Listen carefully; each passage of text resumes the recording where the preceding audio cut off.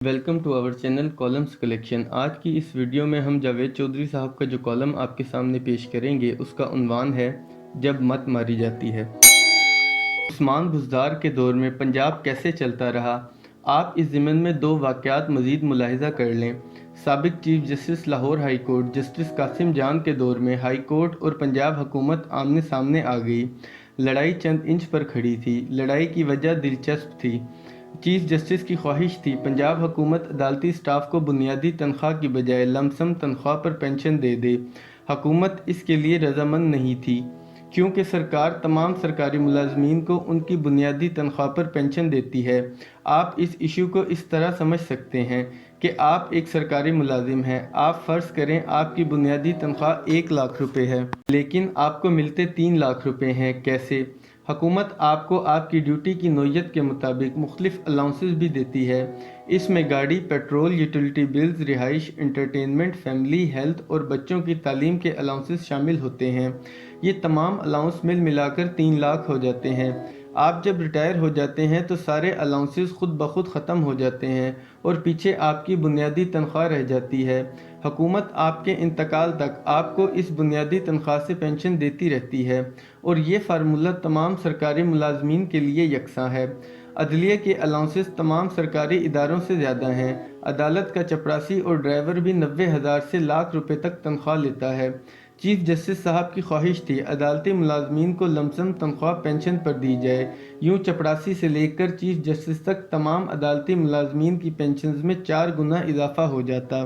Finance secretary کا جواب تھا ہم اگر عدالتی عملے کے لیے فارمولہ تبدیل کرتے ہیں تو پھر ہمیں تمام سرکاری ملازمین کو یہ سہولت دینا ہوگی۔ پنجاب کے محکمہ تعلیم میں 5,00,000 حاضر سروس اور 5,00,000 ریٹائرڈ ملازمین ہیں۔ ہمیں یہ سہولت انہیں بھی دینا ہوگی اور یہ معاملہ پھر ایک صوبے تک نہیں رہے گا، باقی صوبوں کو بھی پینشن کا سسٹم بدلنا ہوگا اور یوں پینشن ہمارے ٹوٹل جی ڈی پی کے برابر ہو جائے گی اور ملک 1 سال میں ڈیفالٹ ہو جائے گا۔ وزارت خزانہ کا تخمینہ تھا ہم اگر یہ اجازت دے دیتے ہیں تو پنجاب کو فوری طور پر 900 ارب روپے کی ادائیگی کرنا پڑے گی اور یہ کسی طرح ممکن نہیں تھی۔ یہ دلیل چیف جسٹس کے لیے قابل قبول نہیں تھی، لہٰذا عدلیہ اور حکومت کا ٹکراؤ شروع ہو گیا۔ عدالت میں حکومت کے خلاف سینکڑوں مقدمات زیر سماعت تھے۔ ان مقدمات کی سپیڈ بھی تیز ہو گئی اور عدالت میں سرکاری افسروں کی سرعام بے عزتی بھی ہونے لگی۔ سیکرٹریوں نے چیف سیکرٹری سے وزیر اعلیٰ کو مطلع کرنے اور مسئلے کا کوئی حل تلاش کرنے کی درخواست کی۔ جواد رفیق اس وقت چیف سیکرٹری تھے۔ چیف سیکرٹری نے وزیر قانون راجہ بشارت سے درخواست کی سر ایشو سیریس ہے، ہمیں فوری طور پر وزیر اعلیٰ سے مل کر کسی سولوشن کی طرف جانا ہوگا۔ راجہ بشارت نے یہ سن کر کہکا لگایا اور کہا جواد صاحب وزیر اعلیٰ سے ملنے کا کوئی فائدہ نہیں، آپ ان کا دیا ہوا حل سن کر اپنے سر پر مکہ مار لیں گے، آپ خود ہی کوئی حل نکال لیں۔ جواد رفیق کا جواب تھا سر یہ میری اوقات سے بڑا کام ہے، میں یہ مسئلہ خود حل نہیں کر سکوں گا۔ بہرحال چیف سیکرٹری کے اصرار پر راجہ بشارت نے عثمان بزدار سے وقت لے لیا اور یوں وزیر قانون، چیف سیکرٹری اور ہوم سیکرٹری وزیر اعلیٰ کے پاس چلے گئے۔ چیف سیکرٹری اور وزیر قانون وزیر اعلیٰ کے سامنے بیٹھ گئے جبکہ ہوم سیکرٹری کو بریفنگ کی ذمہ داری۔ یہ میڈیا مالک بزنس مین ہیں اور یہ سابق چیف جسٹس کے ذاتی دوست تھے۔ انہوں نے چیف جسٹس کی منت کی اور یوں حکومت اور عدالت کے درمیان سیز فائر ہو گیا۔ عثمان بزدار کی شاندار ایڈمنسٹریشن کا دوسرا واقعہ اس سے بھی زیادہ دلچسپ تھا۔ پنجاب میں تحریک لبیک نے مظاہروں کا اعلان کر دیا۔